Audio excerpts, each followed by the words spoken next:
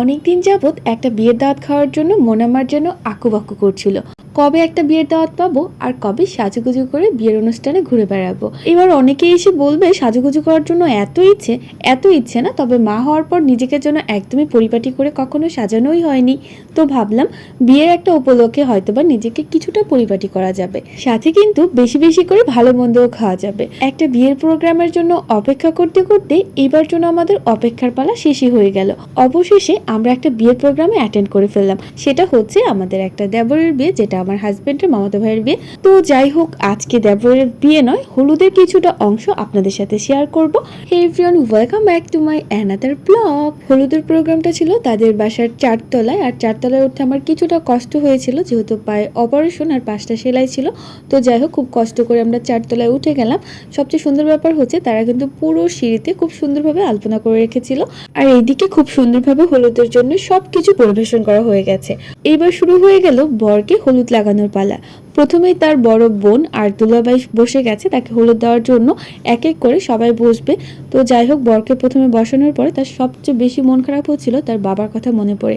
কারণ আজকের এই দিনে যদি তার বাবা বেঁচে থাকতো, তাহলে এই যে আনন্দ উল্লাসটা সেটা দ্বিগুণ পরিমাণে বেড়ে যেত। কারণ মামা ছিল সবচেয়ে বেশি মজার মানুষ। প্রত্যেকটা বিয়ের প্রোগ্রামে, সবার প্রোগ্রামগুলোতে মামা অনেক বেশি এনজয় করেছে আর সবাইকে খুব হাসি খুশিও রেখেছিল। তবে আজকে তার নিজের ছেলের বিয়েতে সে বেঁচে নেই, যে কারণে তার ছেলের মন অনেক বেশি খারাপ ছিল। তো যাই হোক, এক পর্যায়ে সে খুব কান্নাও করে দিয়েছিল। একটা সত্যি কথা কি জানেন, সুখের মুহূর্তগুলোতে যদি পরিবারের গার্ডিয়ানই না থাকে, তাহলে কিন্তু সেটা আনন্দময় মনেই হয় না। তারপরেও যেহেতু একটা আনন্দের মুহূর্ত, সেক্ষেত্রে বরকে মন খারাপ করে তো কোনোভাবেই রাখা যাবে না, তাই সবাই মিলে তাকে কিছুটা স্বাভাবিক করার চেষ্টা করছিল। তারপর এক এক করে সবাই হলুদ দেওয়া শুরু করে দিল। প্রথমেই হচ্ছে মামাদের পরিবারের সবাইকে বসানো হয়েছিল, মামি, মামাতো ছোট ভাই, আর এদিকে বর কিন্তু এখনো কান্না করেই যাচ্ছে। সে হয়তোবা ভাবছে আজকে তার বাবা বেঁচে থাকলে হয়তোবা প্রত্যেকটা আত্মীয় স্বজনই তার বিয়েতে উপস্থিত থাকতো, আর বিয়ের প্রোগ্রামটা আরো বেশি এনজয় করতো, অনেক বেশি মজার হতো। সবচেয়ে বড় কথা হচ্ছে সন্তান তো এই দিনে বাবা বেঁচে নেই, এটা সে কোনোভাবেই মেনে নিতে পারছে না। তারপরেও তো মেনে নিতে হবে, কিছু করার নেই। তারপরে সবাই আমরা দোয়া করি আল্লাহ যেন মামাকে জান্নাতুল ফেরদৌস দান করেন।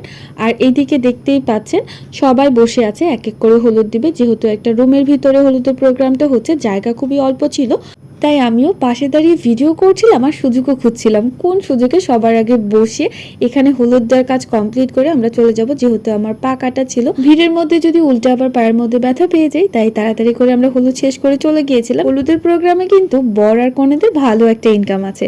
হলুদ দিয়ে তো আর এমনি এমনি চলে আসা যায় না, তাই বরের ইনকামটা কিছুটা বাড়িয়ে দিয়ে আসলাম। তো যাই হোক, আমরা হলুদ দিয়ে বাসায় চলে আসার পরে কিন্তু হলুদের প্রোগ্রাম আরো অনেকক্ষণ পর্যন্ত হয়েছিল। আরেকটা কথা হচ্ছে, এই যে হলুদের শাড়িটা, এটা কিন্তু আমি হলুদের প্রোগ্রাম থেকেই গিফট পেয়েছি। আমার মতো আরো অনেককেই এরকম সেম শাড়ি দেওয়া হয়েছিল, সবাই মিলে একসাথে ফটোশুট করেছিল। তবে আমি বাসায় চলে এসেছিলাম, আমাদের অনেক বেশি লেট হয়ে গিয়েছিল এই জন্য।